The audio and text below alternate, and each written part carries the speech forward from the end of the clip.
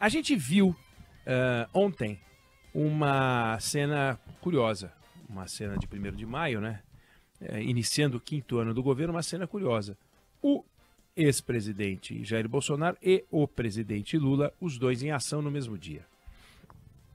No fundo, a gente viu a campanha eleitoral que deu uma pausa em outubro do ano passado, deu um refresquinho, voltou com tudo. Não dá para dizer que não houve campanha em dezembro, né, janeiro, fevereiro, março, abril, mas ontem a gente viu os dois em ação.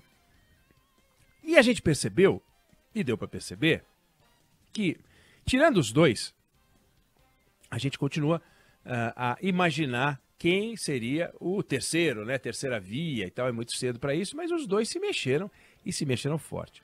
Bolsonaro indo no seu eixo central de campanha, que é o agro, e Lula fazendo um pronunciamento na televisão na véspera do 1º de maio, no 1º de maio indo a um comício do Dia do Trabalho.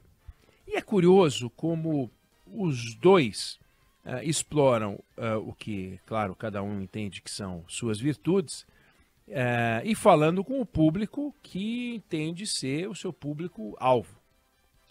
Eles não falam com o conjunto da sociedade, eles falam com públicos específicos. E eu queria avaliar aqui, compartilhar, não o que disse o ex-presidente Jair Bolsonaro, mas o presidente Lula, ele está com a caneta na mão, né?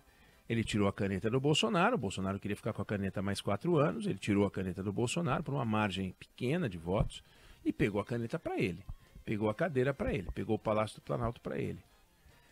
Só que para ele conseguir assumir a tarefa de governar o Brasil, tem coisas que ele não pode pegar, ele tem que conquistar.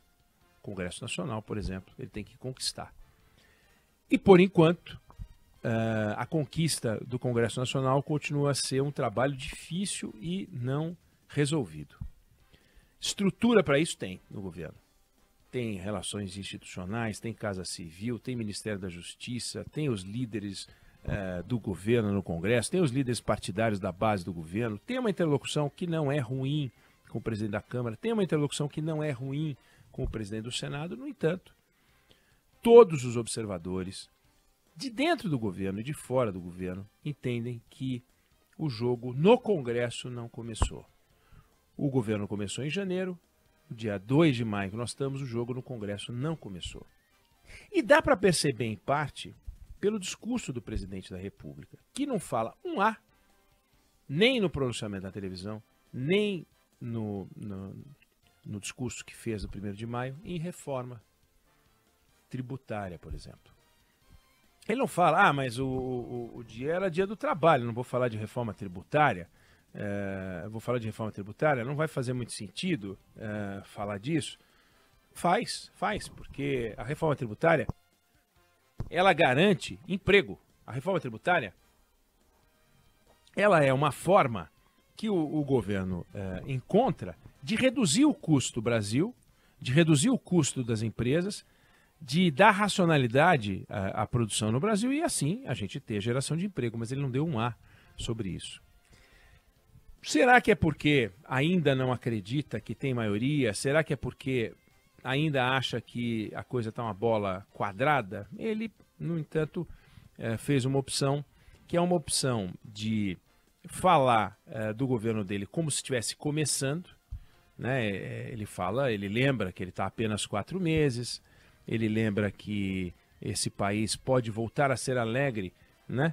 E não se manter como vítima do ódio até agora. Ele fala em até agora, como se até agora o governo Bolsonaro tivesse por aí.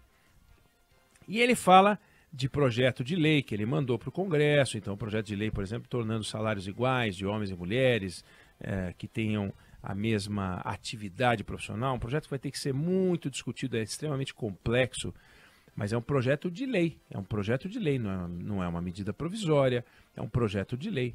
Vai entrar no ritmo de projetos de lei, ainda que tramite de uma forma diferente. Ele falou do aumento do salário mínimo, ele falou do imposto de renda, dando ao imposto de renda, a história do aumento do limite de isenção, um tamanho que não tem. Os 40 milhões de pessoas que declaram imposto de renda, 1 milhão a mais, 1.200.000 pessoas a mais deve ser beneficiada. 1.200.000 em 40 milhões. Por quê? Seriam, no imposto de renda do ano que vem, 8.800.000 ou 9, vai ser 10 e pouquinho. Então 1 milhão de pessoas a mais, 1.200.000 pessoas a mais numa base de 40. Não é um aumento expressivo, no entanto, ganhou um ar extraordinário, até porque houve um aumento que não vinha sendo feito há 5, 6 anos e tal. E ele começou a disse lá pelas tantas, que vai conseguir fazer pelo Brasil em 4 anos mais do que fez em 8 anos. Lembrou que em 2 mandatos criou 22 milhões de empregos, então é de se imaginar que ele crie mais de 22 milhões de empregos, se ele for realmente fazer em 4 anos mais do que fez em 8 anos. E vai ser um belíssimo desafio. A gente nota no discurso do presidente, tanto no pronunciamento quanto no discurso feito no 1º de maio, em São Paulo, uma mistura entre coisas poucas que fez com desejos de um político que sonha com um Brasil melhor, mas desejos de um político. Então ele fala, por exemplo, que vai trazer de volta para o SUS a garantia do especialista. Vai trazer. Vamos garantir que quando o cara vai no UBS, vai no UPA e tal, e depois marca uma consulta e ele precisa passar no especialista, não tem especialista, vai ter especialista. Vai ter, ele disse. Vai ter. E não vai ter. Não vai ter. Não é assim. Existem consultas demais, necessidade de especialista demais. E se não houver uma reforma no atendimento do sistema de saúde, não vai ter. Não vai ter. Mas o presidente disse que vai ter. Como o presidente disse que vai ter, nós vamos conseguir ver daqui 2 anos, 3 anos, se vai ter ou se não vai ter. Nada indica que vai ter. Porque você está contratando os médicos que vão entrar no mercado hoje, entraram na faculdade há 6 anos e não entraram como especialistas. Os médicos que estão se formando hoje, portanto, são os que entraram na faculdade há 6 anos. Esses, nós estamos em 2024, os que vão se formar em 2024, no ano que vem, entraram na faculdade em 2018, perdão.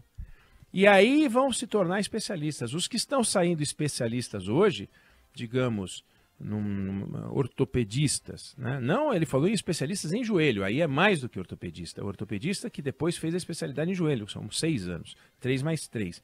Vamos imaginar 3 anos. Então são os que entraram na faculdade em 2015 e que estão saindo agora como ortopedistas, em 2015, no ano da recessão da Dilma. 2016 são os que vão entrar no mercado ano que vem e assim vai.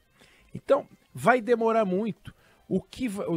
Nos próximos 3 anos de governo, Lula, são as pessoas que foram contratadas, são as faculdades, as vagas contratadas entre 2015 e 2018. Não as que que vai criar agora. Então, a história do especialista é muito complicado. Ele vai o quê? Criar várias cadeiras de residência, vários cursos de residência médica. É muito difícil acontecer isso. Então, o SUS vai recrutar especialistas que estão trabalhando na iniciativa privada, vai ter mais contratação. Não tem. Tem um desejo, tem uma vontade para ver como é que faz, né? Ele, inclusive, disse lá pelas tantas, por exemplo, que pediu ao Haddad, estamos estudando, quem sabe no próximo ano, para ver se o PLR, né, o Programa de Participação nos Resultados das Companhias, vai deixar de pagar imposto ou não vai pagar imposto e tal. Estamos estudando para ver se, quem sabe, a partir do ano que vem.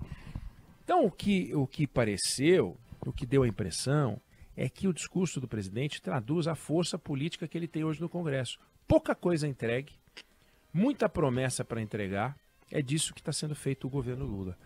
Pouca entrega e muita promessa. É normal que seja assim? Pode ser, nós já falamos sobre isso.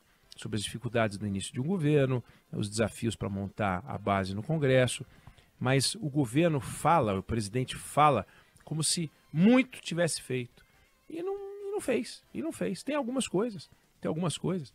A parte, por exemplo, das coisas que ele diz ter feito, por exemplo, Mais Médicos, é a retomada do programa Mais Médicos, né? Para tentar entregar para as regiões carentes do Brasil uma média um acesso à medicina que nós estamos discutindo há um tempão e não resolveu ainda. Mas quando ele fala do Bolsa Família, a volta do Bolsa Família é a volta do nome Bolsa Família, porque o Bolsa Família já existia no governo dele, no governo da Dilma, no governo do Temer, no governo do Bolsonaro, mudou de nome. Inclusive, como quando mudou de nome, algumas exigências que o governo anterior, né, o governo Temer fazia, o governo Bolsonaro tirou. Mas o programa, ele não é uma criação do Lula, é uma recriação do nome, é uma retomada do nome de um programa que existe. A gente tem que acompanhar, porque o objetivo nosso não é torcer para que o Lula dê errado, né? A gente quer que o Lula dê certo. Eu tenho 3 filhos, tenho vários amigos, eu quero todo mundo feliz, como o próprio Lula diz, né? A gente pode voltar a ser alegre, a gente tem que voltar a ser alegre. Agora, a lista de desafios que o Brasil tem é extraordinária. A gente tem que trazer investimento. Ele diz, não, estarei na Inglaterra, estive em Portugal, fui à China, fui aos Estados Unidos, fui à Argentina, fui buscar os investidores. Mas os investidores não se deixam impressionar pelas palavras de um presidente da República. Você tem vários presidentes da República, vários primeiros ministros no mundo e reis. Todos eles visitam os países e falam das virtudes do seu país. E quando a gente escuta um chefe de Estado falando, a gente fica achando que, puxa vida, bacana, tem coisa para fazer lá. E você vai olhar e você vê os desafios. Então, quando ele fala com os investidores, uma parte importante deles já investiu no Brasil e desistiu, uma parte já investe no Brasil e uma parte nunca considerou investir no Brasil e nem vai considerar investir no Brasil. Não porque tenha preconceito contra o Brasil, simplesmente porque o Brasil está fora do mapa. Para alguns deles, o Brasil está fora do mapa, porque o eixo de consumo e venda não tem nada a ver com o Brasil ou no entorno. Então, a gente tem que acompanhar, tem que torcer para que dê certo, mas o que fica é que ainda o governo parece que não aproveitou tão bem a fase de transição. Então é um governo que tem muito discurso, o presidente tem muito discurso, mas falta um projeto, a gente não ouve um projeto. Sabe qual é o projeto para a indústria? Ele critica, por exemplo, um país que a escola não é levada a sério. A escola não é levada a sério, ele diz, tá, mas e o que esse governo está fazendo pelo sistema de ensino?